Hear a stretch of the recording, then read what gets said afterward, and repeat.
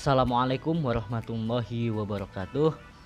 Di sini saya dari kelompok 1 akan memaparkan tentang masalah-masalah yang sering terjadi di lingkungan masyarakat. Sebelum kita bahas lebih lanjut, kita harus tahu dulu teman-teman, apa sih itu masalah? Nah, masalah adalah dampak dari berbagai interaksi sosial antar individu, antar individu dengan kelompok, atau masalah antar kelompok. Dalam keadaan normal, interaksi sosial dapat menghasilkan integrasi. Di sisi lain, interaksi sosial juga dapat menghasilkan konflik dengan pihak lainnya. Surjono Sukanto mengungkapkan bahwa pengertian masalah sosial adalah ketidaksesuaian antara unsur-unsur kebudayaan dan masyarakat yang membahayakan kehidupan kelompok sosial. Surjono Sukanto membedakannya menjadi 4. Yang pertama, masalah sosial ekonomis, contohnya kemiskinan dan pengangguran. Yang kedua adalah masalah sosial biologis, seperti wabah penyakit yang menular. Yang ketiga, masalah sosial psikologis, contohnya bunuh diri. Yang keempat atau yang terakhir yaitu masalah sosial kebudayaan, contohnya kenakalan remaja. Nah, adapun untuk kriteria masalah sosial, jadi begini teman-teman, meskipun masalah sosial itu terkesan banyak, tetapi tidak semua masalah di masyarakat digolongkan sebagai masalah sosial. Ada 5 kriteria yang bisa kita gunakan untuk menentukannya. Yang ada juga kriteria umum. Masalah bisa terjadi karena adanya perbedaan antara nilai yang dianut masyarakat dengan kondisi di kehidupan nyata ya. Ini berarti ada ketidakcocokan antara persepsi masyarakat tentang apa yang seharusnya terjadi dengan kenyataan sebenarnya. Kriteria umum ini juga tidak bisa dipukul rata karena akan bergantung kepada nilai-nilai yang dianut masyarakat setempat.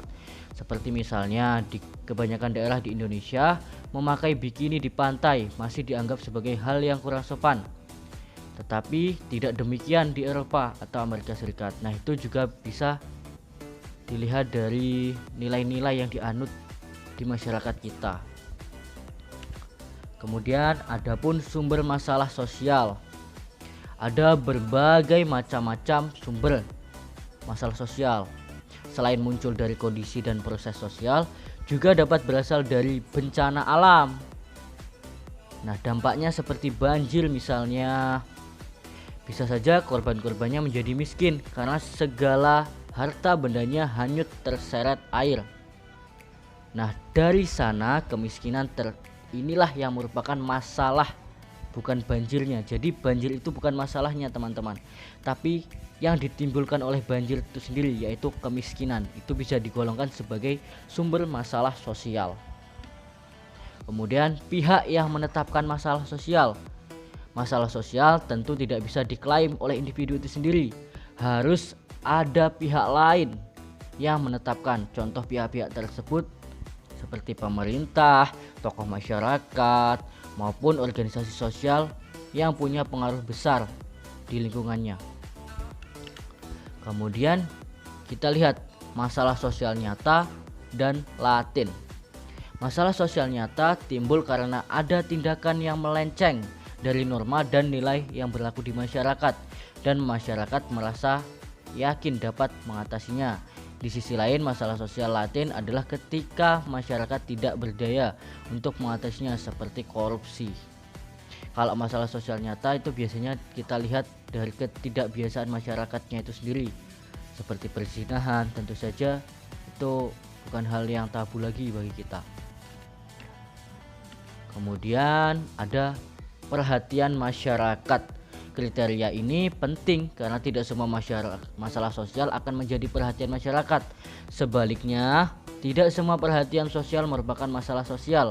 Misalnya jatuhnya pengendara sepeda motor akan menarik perhatian masyarakat, tetapi hal itu bukan masalah sosial. Nah, cukup sekian materi dari kelompok kami. Adapun untuk anggota kelompok kami, yang pertama saya sendiri Adi Bimantoro, dan ada beberapa rekan saya yaitu Aidil Putra, Faradina, Wahid Sabila, Eka Yunita, Rois Alfauzi, dan kemudian Wulan Nisfu Saumi. Terima kasih. Kalau ada salah kata saya mohon maaf. Saya akhiri, wallahul muwaffiq ila aqwamit thoriq. Assalamualaikum warahmatullahi wabarakatuh.